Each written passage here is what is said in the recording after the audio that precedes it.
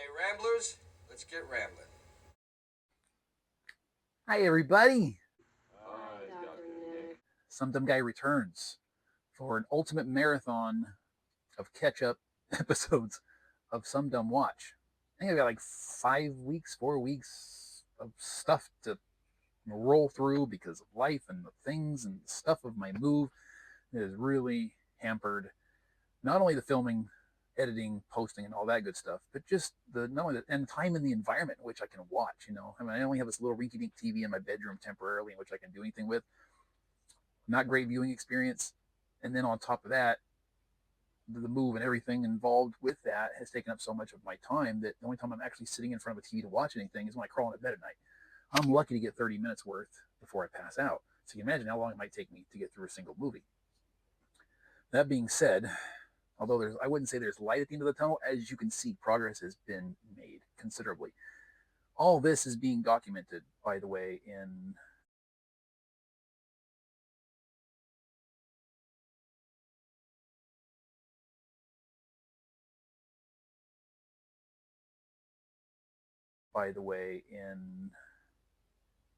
my new Some Dumb RV Living series that I'm doing. Those are being recorded, edited, and posted, and rolling out in weekly episodes. So what you're seeing here hasn't actually probably been presented yet, except for maybe this as of right now. But all this, yeah. So consider a sneak preview of the construction process. I'm hoping now that a good portion of the work is done, that maybe I can kind of find a little bit more of a balance, because I hate neglecting my weekly schedule, whether it be me or whether it be YouTube. Things are bad. Interaction is almost non-existent. My views are tanking. I'm bleeding subscribers like you wouldn't believe. It's just one, lose two, gain one, lose three, whatever the case may be. You know what? I'm going to do my thing. It'll play out the way it plays out. But I've got these little stacks of all what I have been watching each week building up. That's all full sorted through, so I can put those come in and get them out of the way from various vendors. But even more than since about a week before my move. So today, a little adjustment here. Merry Christmas. Today's Christmas Eve. So today being Christmas Eve, I haven't unboxed or recorded an unboxing now since the first week of October. Finale, epic adventure, sales, unboxing. So consider that as I get this little hay to itself, bring you all up to speed on what's going on done, and share my week's viewings for this episode, which is number 60 of Some Dumb Watch, covering the month or the week rather of November 17th through November 24th. That's how far behind I am. Once I get this rolled out, then it's just I'm gonna just do a couple little brief blah, blah, blah, blah, here I go, because again, haven't had a whole lot to watch, so I'm gonna keep those relatively condensed. How's my new sound quality, by the way? I picked this little guy up. Granted, it's on the cheap, but it's a little clip-on lapel mic. I know that my sound quality has never been great, but in doing my recordings for my Some Dumb RV Living, especially when I've had my camera far away from what I'm doing on a wide shot, it picks up a lot of background stuff, and so I'm like, okay, I'm not really coming through as well as I would like. So I thought, hey, so something like this I can keep mobile, so when I am far away from my camera, it's still going to pick me up directly. But I haven't really given it a good solid test run yet. So comparatively speaking, for those of you who have watched anything else I've done recently that's been posted, as well as some of our RV Living episodes, how's this working for you on your end? Please let me know. Comment below. Word box. Remember that thing? We still like it. Okay, so be careful not to hit it, because that's going to come through. November 17th through November 23rd. What do we have? Well, one movie in the viewing process from my own personal homemade collection of City of Angels and Man Without a Face. I don't know why I paired these up. These were two I had in my library from years ago. I struggled to figure out what movies I could pair with either of these, and they ended up kind of a default thing where it's like, yeah, well, I guess for space-saving purposes, I'll go ahead and do that and see, and then someday later, if I find something I like to go with either one, I can split them up and redo it. I watched City of Angels with my sister. She was like, hey, you know what? I haven't seen this in a while. I like to see this. You know what? I own it. So we sat down, had dinner, got a little downtime or whatever. This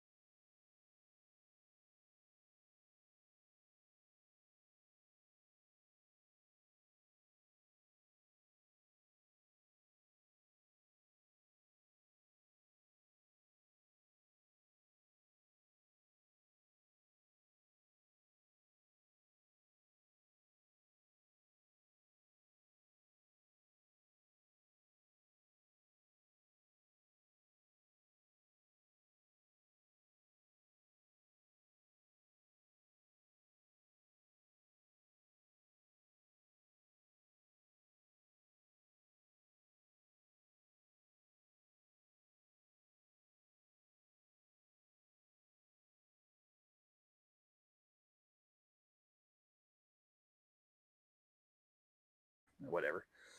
That's strange. Anyway, so yeah, that's my little homemade thing that yeah, I'm still me.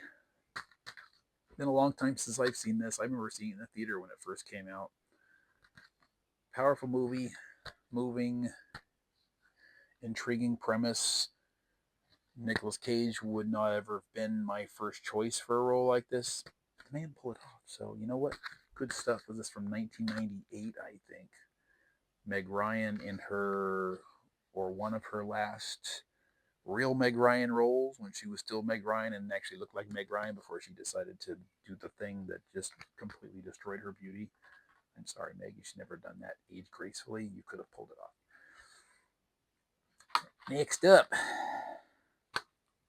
yeah, ongoing. Season 3, Person of Interest. At this point, hadn't quite finished season 3 yet, but damn close. And how the show does escalate and evolve in a very interesting way. Total subversion of expectations here on a really bizarre level. The least of which is probably how often they do what would be considered a season finale episode in any other show, and they just randomly throw it in here, and it's like, I'm only halfway through, or only 3/4 of the way through. What the heck? And then what's actually going to come later? Oh my god! I'm still loving this show, though. This is really good stuff. I'm not going to talk about any of the episodes because at this point I'm a month ahead of where where I watched here. I couldn't even tell you what episodes I watched for this week, but I am still enamored with it. And it's interesting to get this evolution of the musical score, right? Because I don't know the name of the composer of music in this, but it's the same guy that did Game of Thrones. And as this show progresses, you start hearing more and more Game of Thrones in there because I think they were running simultaneously. Yeah, because this ran up until I think 2015.